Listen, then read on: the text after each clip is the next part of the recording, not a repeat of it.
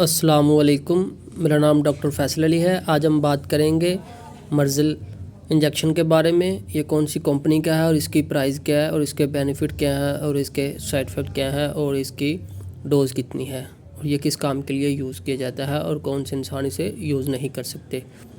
सबसे पहले कंपनी की बात करें तो ये हाइनोन कंपनी का है। हाइनोन एक मल्टीनेशनल कंपनी है। उसके बाद इसमें फार्मूला ऐड किया जाता है, वो मीनोप्रेम होता है और इसकी प्राइस तकरीबन 1600 रुपये है। ये यूज़ किया जाता है। सबसे पहले मैं आपको बता दूं कि ये ग्राम पॉजिटिव बैक्टीरियल इन्फेक्शन के लिए भी बहुत अच्छा होता है और ग्राम नेगेटिव बैक्टीरियल इन्फेक्शन के लिए भी इसका बहुत ज़्यादा अच्छा रिज़ल्ट होता है। उसके बाद ये यूज़ किया जाता है नमूनिया बुखार के लिए। और उसके बाद अगर किसी मरीज़ को बहुत ज़्यादा नमूनिया बुखार हो गया जिसकी वजह से वो वेंटिलेटर पर तक पहुंच गया हो, उसके लिए भी इस इंजेक्शन को यूज़ किया जाता है। और उसके बाद फेफड़ों के इन्फेक्शन के लिए भी इसे यूज़ किया जाता है और उसके बाद इसे सांस के इन्फेक्शन के लिए भी, सांस की नाली के इन्फेक्शन के लिए भी यूज़ किया जाता है।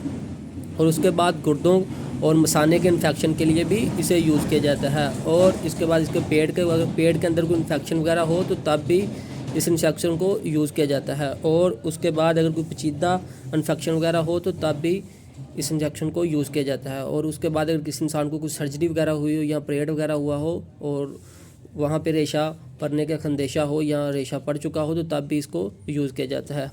अब हम बात करते हैं इसकी डोजिंग के बारे में। तो ये मुख्तलिफ़ मर्ज़ के हिसाब से यूज़ किया जाता है। मिसाल के तौर पर अगर किसी इंसान को नमूनिया है, वो वेंटिलेटर पर लेटा हुआ है, तो इसका 2 ग्राम का इंजेक्शन सुबह दोपहर शाम 3 टाइम भी दिया जा सकता है। और उसके बाद अगर सादा नमूनिया वगैरह हो तो 2 टाइम या बड़े मरीज़ों के हिसाब से दिया जाता है। और उसके बाद अगर बच्चों में जो इसका यूज़ किया जाता है ये 40 mg पर kg के हिसाब से दिया जाता है।